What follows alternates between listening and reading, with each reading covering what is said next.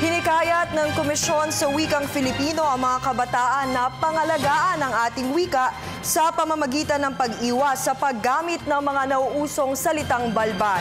Samantala, binigyan naman ng parangal ng komisyon ang mga individual na may natatanging kontribusyon sa wikang Filipino.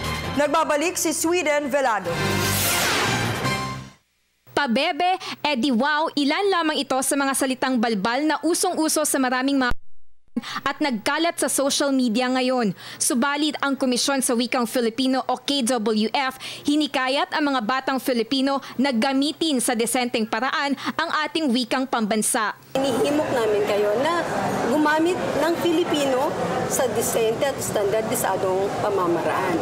At para rin, madali ang inyong pagkatuto sa wikang Filipino pag nasa paaralan kayo.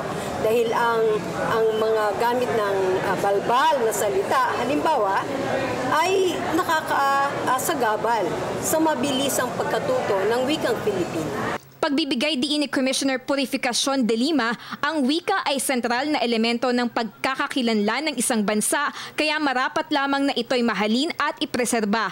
Kaya naman maging ang mga lokal na opisyal ng pamahalaan, himok na gamitin ang wikang Filipino sa kanilang mga tanggapan. Merong kampanya ang Komisyon sa Wikang Filipino na buhayin ang paggamit ng Filipino sa pamahalaan.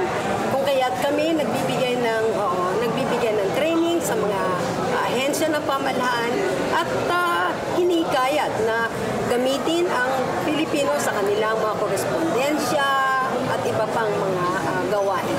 Samantala, kasabay ng pagdiriwang ng Buwan ng Wika, kinilala at ginawara ng parangal ng KWF ang kontribusyon ng mga piling individual na patuloy na nagtataguyod sa wikang Filipino sa iba't ibang larangan tulad ng musika at akademiya.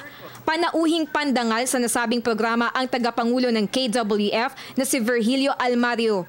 Sa ika-24 ng Agosto, ilulunsad ng komisyon Pilipino ang mga aklat ng bayan sa pambansang museo. Para sa Telebisyon ng Bayan, ako si Sweden Velado.